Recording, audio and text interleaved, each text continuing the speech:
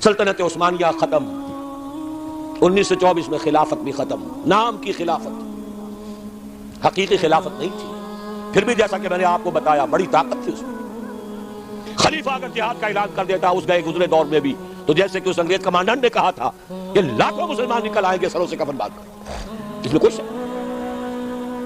یہ تھا چوتھا دور، اور تھا نہیں ابھی ہے۔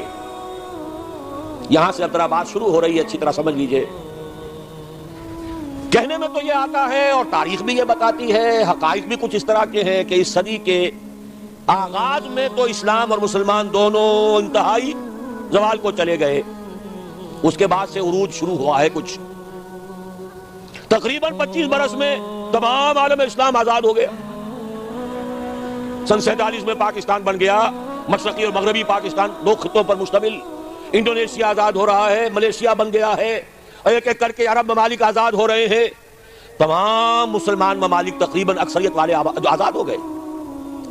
لیکن یہاں سے نوٹ کیجئے، دم لیا تھا نہ قیامت نے ہنوز، پھر تیرا وقت سفر یاد آیا۔ یہ جو کولونیلزم تھا جس کی بساط لپیٹی گئی ہے اس صدی کے وسط میں، یہ کرسچین کولونیلزم تھا۔ انگریز کون تھے؟ عیسائی۔ فرانسیسی کون تھے؟ ولندیزی کون تھے؟ ہسپانوی کون تھے؟ اطالوی کون تھے؟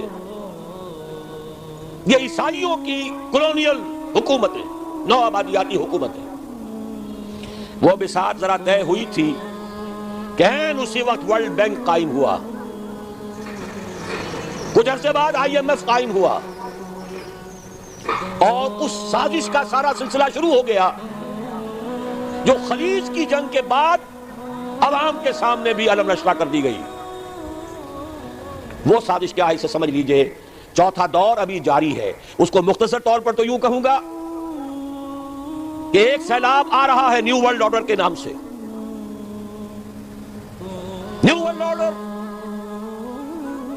اور نیو ورلڈ آرڈر اصل میں کیا ہے؟ براہ راست حکومتیں نہیں ہوں گی دوسروں کی، انہی میں سے لوگوں کو بٹھاؤ، لیکن مالیاتی شکنجے میں جکڑ لو،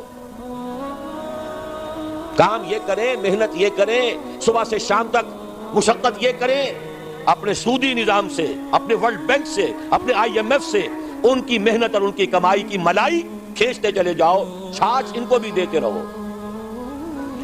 یہ پورا فلسفہ یہود کا ہے، زائنزم کے نام سے جو دنیا میں چل رہا ہے۔ یہود کا کہنا یہ ہے کہ اصل انسان صرف ہم ہیں۔ 13 ملین یا 14 ملین، 1.5 کروڑ سے بھی کم انسان دنیا میں یہودی ہے۔ وہ کہتے ہیں اصل انسان ہم ہیں، باقی یہ 6 ارب جو بھیڑ نظر آتی ہے دنیا میں، یہ اصل میں حیوان ہے، شکلیں انسانوں کی سی ہیں، یہ گوئمز ہیں، یہ جنٹائلز ہیں۔ ان گوئمز اور جنٹائلز کا خون چوسنا ہمارا حق ہے، جیسے گائے کا دودھ پینا ہمارا حق ہے، بیل کو ہل میں جوتنا ہمارا حق ہے، گھوڑے کو ٹانگے میں جوڑنا ہمارا حق ہے۔ البتہ گائے کو بھی کچھ چارہ تو ڈالنا پڑے گا نا، بھوکی مرے گی تو دودھ کہاں سے لوگے؟ گھوڑے کو بھی شام کو کچھ دانہ ڈالو گے تو اگلے روز اسے ٹانگے میں جوت سکو گے۔ اس درجے میں اس بقیہ نوع انسانی کو سبسسٹنس لیول کے اوپر تو باقی رکھو، باقی ان کی محنت، ان کی کوشش، ان کی جدوجہد، گھوڑے پر اگر آپ نے جو بھی ٹانگے باندھ ہے، اس نے اگر 100 روپے شام تک کمائے ہیں تو 20-25 تو بہرحال گھوڑے پر بھی ڈالے گا، باقی اس کی کمائی ہے۔ سبسسٹنس لیول ان کو دو تاکہ یہ کل بھی کام کرنے کے قابل ہو، لیکن سارا سودی نظام کے ذریعے سے ان کا خون ہم کشید کرتے چلے جائیں۔ یہ نیا مالیاتی عالمی استعمار ہے، وہ استعمار اور تھا، وہ کولونیل رول۔ انگریز آ گیا، اب انگریز جب ہندوستانیوں کو نظر آتے تھے تو ہندوستانیوں کا خون جوش میں آتا تھا کہ نہیں؟ بغاوت کرتے تھے، مارتے تھے، پھر وہ ہندوستانیوں کو مارتے تھے۔ تو مار رہے ہیں اور مر رہے ہیں، یقتلون و یقتلون۔ حاصل کیا ہے؟ ہمیں آم کھانے سے غرض ہے، پیڑ گرنے سے کیا فائدہ؟ اگر ہم ان کی کمائی، ان کی محنت اسے کشید کرتے چلے جائیں، اس کو کھینچ کر لے جائیں، تو خامخواہ ان کے اوپر براہ راست حکومت کرنے سے حاصل کیا ہے؟ یہ ہے چوتھا دور جس کی نئی شکل صرف بدل گئی ہے۔ پورے عالم اسلام میں حکومت میں وہی لوگ بیٹھے ہیں عدل بدل وہ کرواتے رہتے ہیں. ایک زیادہ بدنام ہو گیا یا ہو گئی, چلو اس کو ہٹاؤ, دوسرا لے آؤ. کچھ دنوں کے بعد اسے زیادہ بدنام ہو جائے گی یا ہو جائے گا, تیسرے کو لے آئیں گے. الیکشن کراتے رہو, یہ اسی میں مگن رہے.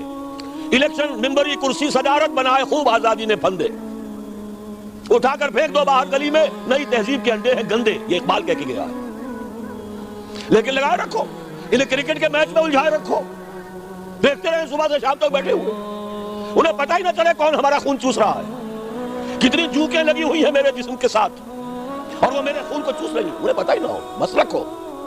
اقبال نے تو کہا تھا نا, مست رکھو ذکر و فکر صبح گائی میں اسے. اس سے کہیں زیادہ لذت جو ہے وہ اب وہ میچ دیکھنے میں آ رہی ہے. لگاؤ ان کو, طرح طرح کے نام سے جو ہے جوئے کے اندر لگاؤ. یہ تمام دھندے اس لیے ہیں, یہ اس میں مگن رہے حیوانوں کی طرح. اور یہ بھی نوٹ کر لیجئے, یہ بھی ان کے پروٹوکولز میں ہے, اخلاقی اعتبار سے انہیں کرپٹ کر دو. انہیں تمیز نہ رہے بیٹی میں اور بیوی میں, انہیں تمیز نہ رہے مرد اور عورت میں. حیوان, بالکل حیوان, حیوان بنا. انسانیت کہیں رہ گئی تو کسی اور بغاوت کا اندیشہ ہے. عورت کو باہر نکالو گھر سے, اسے شمع محفل بناؤ, اسے ہتھیاروں, اسے اشتہاروں کا موضوع بناؤ. موٹر سائیکل کا اشتہار ہے تو عورت, چائے کا اشتہار ہے تو عورت. یہ سارے کھیل یوں ہی نہیں ہو رہے. Protocol of the elders of the Zion 1897 کے ان کا نہ مشاہدہ کی جو معلوم ہو جائے گا جو کچھ ہو رہا ہے وہ یہود کی وہ سازش.